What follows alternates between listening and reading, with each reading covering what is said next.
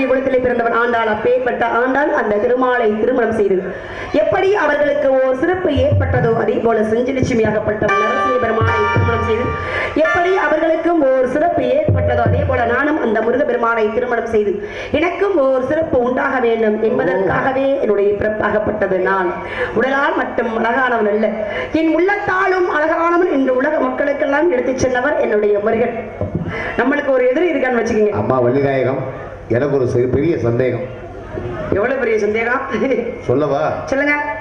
முருகனுக்கு ஏற்கனவே தெய்வானன்னு ஒரு கொண்டாடி இருக்கு. ஆமா, நீங்க போய் 2ஆம் தரமா போய் அவரை காதலிச்சு கல்யாணம் பண்ணணும்னு நினைக்கிறீங்களே, தப்பு இல்லையா? அது நான் தெரியாம தான் கேட்கிறேன். கல்யாணத்துக்கு காதலிக்கு என்ன சம்பந்தம்?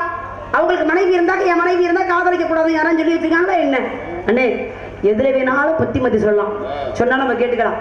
ஆனா இந்த விஷயத்துல மட்டும் புத்திமதி அதை செய்யாத இதை செய்யாத அப்படின்னு சொன்னீங்கன்னு வச்சுக்கோங்களேன், அவ்வளவுதான் சரியான கோபம் வரும்.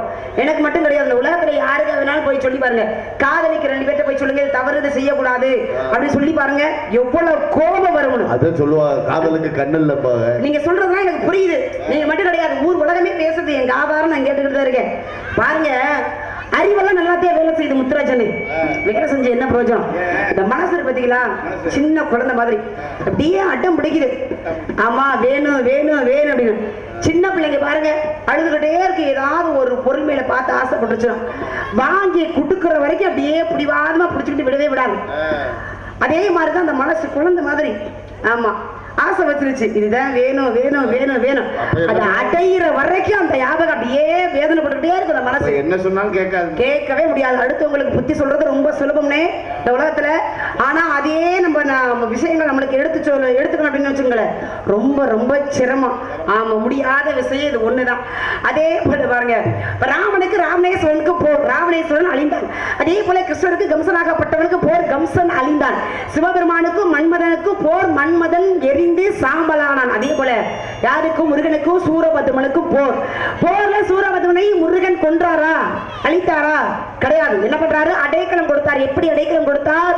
2 கூறுகளாக பிளந்து ஒரு பக்கம் சேவலாகவும் மற்றொரு பக்கம் மயிலாக வைத்துக் கொண்டு தன்னை வணங்கக்கூடிய பக்தர்கள் தன்னை வணங்கினால் மட்டும் போதாது, என் எதிரியையும் வணங்க வேண்டும் என்று தன்னுடைய எதிரியை கூட வணங்க வைத்த அழகு பார்த்தவர் முருகன். அப்பேற்பட்ட முருகனுக்காக அவருக்காக இறுதி கட்டமாக என்னுடைய காதலாகப்பட்டதை நான் எப்படியெல்லாம் சொல்ல வேண்டும் தெரியுமா? பூஜை பண்ண